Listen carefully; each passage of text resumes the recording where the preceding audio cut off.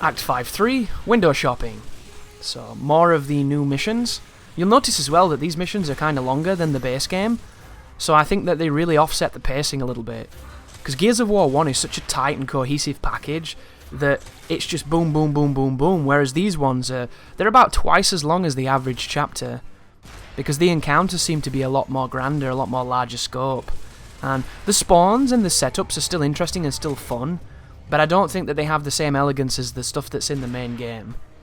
I do think that these look a lot more like the stuff you do in Gears 2 though, Gears 2 and Gears 3, because the larger scope stuff definitely stands out. But I messed up another reload, guys, so take a shot. Here's some grenades behind this bin if you need them, always good. And you can't mantle over that because you'd break your legs. So keep on pushing forward. We've got our trusty rifle and our trusty torque bow, which is a combination that literally cannot be beaten. And there's a shotgunner with an ambitious shotgun. He will later be replaced by an ambitious mauler who swings his flail from 90 feet away when he has no hope of ever reaching you. And then, of course, he will also be accompanied by the ambitious flamer, who for some reason thinks that he has a 50-foot plume of flame out of the end of his... what did he call that gun? Was it a Scorcher? That's another gun that we lost to the transition of time. Scorcher went, Bushka went, remember that silly thing? That was a dumb gun. Like, imagine if you got the different iterations of the Hammerburst, if all the different versions of it existed in a single game, that'd be interesting. Different Locust with different tiers of Hammerburst. That'd be cool, dude. There's another failed reload, guys, take a shot. We should be popping heads in here. Oh, that was close, take a shot. That was me preempting him again, but he went into cover, so take another shot. Please drink responsibly. Sarah from 17 will not be... Oh, by the way, look at this for some serious camera angling right now. This is Vintage Canals 101. This guy cannot even see me, because if he could shoot me, and I can shoot him in the face through a piece of rebar. Like, this is a girder, right? A steel girder. Ridiculous. You've got to love it. And I can't think of a game before this that had this mechanic. But there will be, because there was Winback, there was... what was it called? What was that game that kind of had the first cover system that nobody remembers? It was some kind of like was it Kill Switch? I need to play that game, try it out. But I remember Winback. Winback was the first game I played with a cover system. It was on the N64 and it was really fucking hard. But shoot the truck, kill the Reaver, be careful of the Nemesis. Where did the Reavers go? Where did the Cedars go, right? What happened to the Swarm? I don't understand. At least with the Gunkers, like, you know, if you look at the Lambent were all once something. You can trace them all back. But I can't trace a lot of the Swarm back. Like, where the hell did the Swarmers come from, you know? Where did the Snatchers? What about the Pouncers? What the hell was a Pouncer used to be? Somebody's gerbil? Like, it's really hard to trace them back, I think. Whereas the Emulsion Parasite, you could always kind of see what the host was. And I feel like we could have had a bigger pantheon of enemies if they'd have just brought back some good ones. Like, the Cedars... Cedars weren't a big problem for a while, were they? They were massive in 1, they were a little bit in 2, and were the Cedars even in 3? Do you remember ever seeing a Cedar again? Or a Nemesis?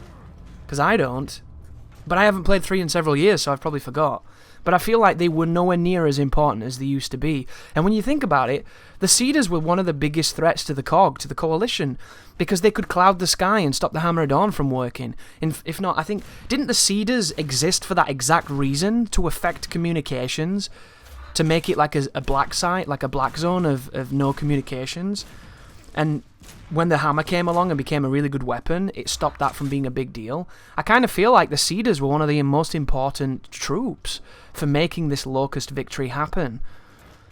And then they kind of get forgotten. And it's unfortunate because I feel like the Cedars added a dynamic to the game. Same with the Blood Mounts. The Blood Mounts were horrendously scary because they were just so difficult. They took a massive beating, they were really lethal, and they always came for you. This is unfortunate as well, this section, because you can shoot through this chain link fence and the enemies are not quite as observant as you are, for obvious reasons. But there's a lot of them down here. There's a ton of Therons with torque bows, so be very careful. A lot of grenades going off as well. Look at him hiding that way. Therons will take 2 actives to the body, so they'll not go down the same, because they're a lot stronger than the standard drone. But this is a really cheeky spot here to just shoot them through. And there's not really much they can do, other than tag you with a torque bow, which hopefully they don't do that. See you later, buddy. Anybody else? Another shotgun guy? Ooh, and I got flinched just as I fired.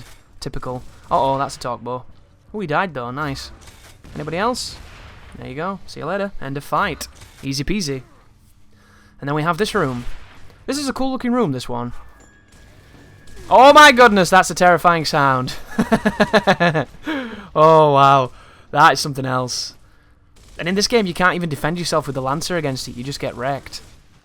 That was one of the cleverest things they added to the game, that, the defensive chainsaw battle. Boom. See you later, buddy. There's a failed reload, guys. Take a shot. But it's hard to talk about these sections because I just don't really know them. You know, it's just a bunch of shotgun guys and some pillars. I'm going to be using the sniper to circumvent them as best as I can. That was me showing you that I'm very rusty, because back in the day I used to know... Oh, that's unfortunate. That was known as a cover bounce right there. When he went into cover, the geometry popped him up. That was not cover. Ooh, nice headshot. So we've got a Theron down the way, and there's going to be a boomer that breaks down the wall. I remember him. Theron's dead. Anybody else? Pick up the ammunition. I love how there's a random cooker just there. Nobody knows why. There's a toilet there, there's a cooker there. Did they know you're not supposed to cook where you shake a shit? That's like the least hygienic thing. They call it decayed beauty, but do you really want feces in your food? Oh, this doorway, by the way, you can't up-A it. That's one of the things I didn't realise was such a prevalent thing in this game. In Gears of War 1, up-Aing can only be done when that stupid picture's on the screen telling you that you can do it. And it leads to some really awkward moments if you're trying to go up A, because you do it so much without thinking, and Marcus sits in cover like a tard.